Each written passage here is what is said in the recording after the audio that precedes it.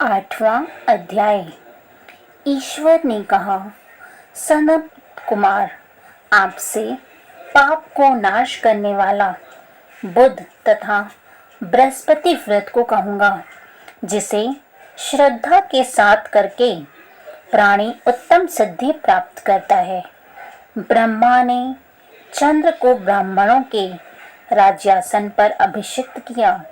किसी काल में चंद्रमा ने श्री बृहस्पति की तारा नाम वाली पत्नी को देखा। वह रूप यौवन संपन्न, लावण्य, मद गर्वित देख उसके रूप पर मोहित हो काम बाण के वश में हो गया। अपने घर में रख चंद्रमा ने गुरु पत्नी को बल से उपभोग किया। इस प्रकार बहुत काल बीत जाने पर उसे एक पुत्र हुआ। वह विद्वान, रूपशाली, सर्व लक्षणों से युक्त बुध नाम से प्रसिद्ध था। बृहस्पति अपनी स्त्री को खोजते हुए चंद्रमा के घर में गए। चंद्रमा से कहा, मेरी पत्नी दे दो। गुरु की स्त्री के साथ तुमने कैसे गमन किया? गुरु तुल्य पाप से तेरा कैसे छुटकारा होगा? इस बड़े पाप के संयोग में तुम्हारी कैसे बुद्धि हुई? तेरी इस प्रिया तथा अपने गुरु की स्त्री को मुझे चुपचाप दे दो। प्रायश्चित को एकांत में करके पाप से रहित हो जाओ। यदि ऐसा ना करोगे तो इंद्र सभा में तेरे इस पाप को कहूंगा।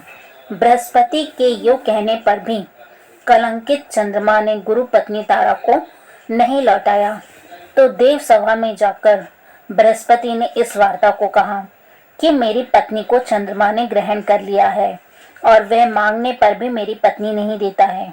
हे इंद्र, आप देवराज हैं, आप मेरी पत्नी को आज्ञा से दिला दें, अन्यथा चंद्रमा कृत पाप आपको लगेगा।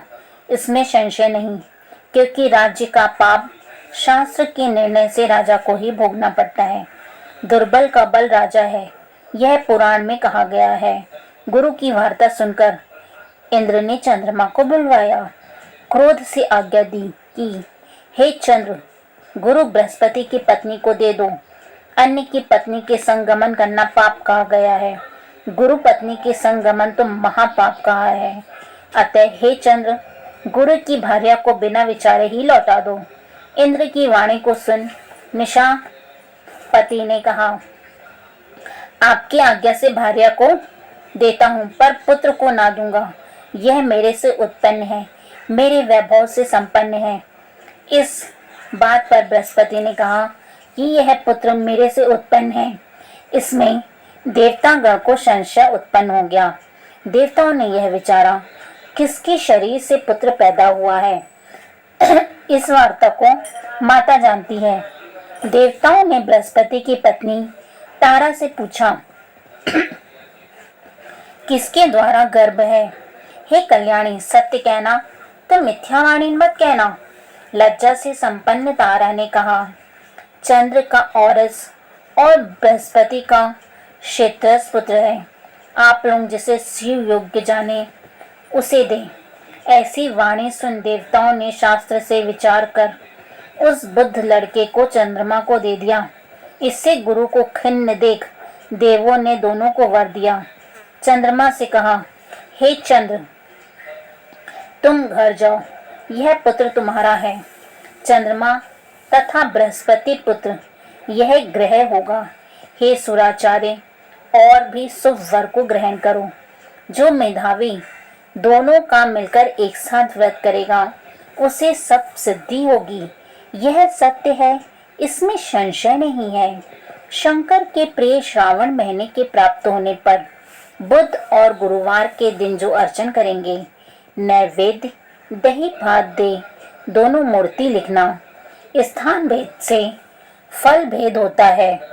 जो मूर्ति को झूले पर लिखकर अर्चन करता है वह दीर्घायु तथा संपूर्ण गुणों से युक्त पुत्र प्राप्त करता है। जो प्राणी खजाने में मूर्ति लिखकर यदि अर्चन करेगा तो उसके खजाने की अभिवृद्धि होगी तथा उसका क्षय नहीं होगा। पाकशाला में लिखकर अर्चन करने से पाक वृद्धि और देवागार में लिखकर अर्चन करने से देव की दया होती है। शयन ग्रह में लिखकर अर्चन करने से स्त्री का वियोग कभी नहीं होता है। धान्य गृह में लिखकर अर्चन करने से धान्य की वृद्धि हो जाती है।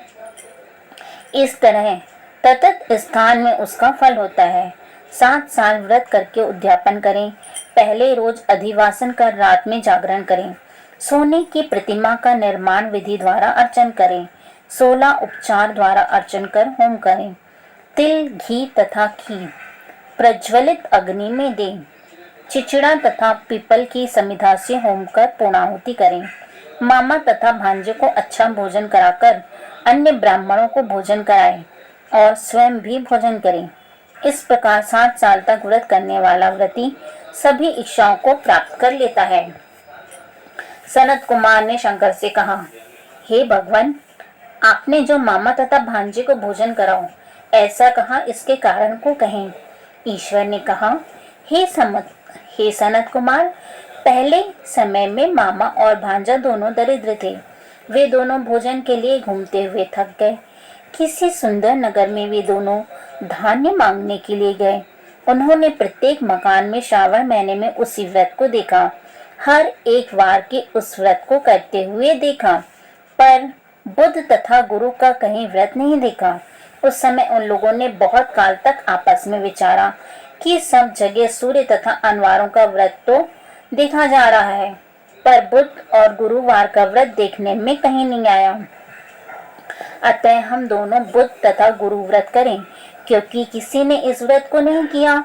अतः यह अनिष्ट व्रत है, इसे सादर करें। पर व्रत विधान न जानने से फिर दोनों संशयापन्न हो गए। तब उसी रात में उन दोनों को स्वप्न में विधि ज्ञात हुई। स्वप्न से ज्ञात विधि द्वारा व्रत को दोनों ने किया तथा बड़ी संपत्ति प्राप्त की। वह ऐश्वर्य दिनों दिन बढ़ता नजर आने लगा।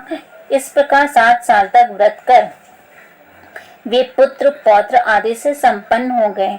प्रत्यक्ष हो बुद्ध तथा गुरु ने उन दोनों को वर दिया कि आप लोगों ने हमारे व्रत का सुविचार किया। अतः आज से इस व्रत शुभ को जो भी करेगा वह निश्चय मामा और भांजा को भोजन करावेगा। धन्यवाद। 8वां अध्याय समाप्त।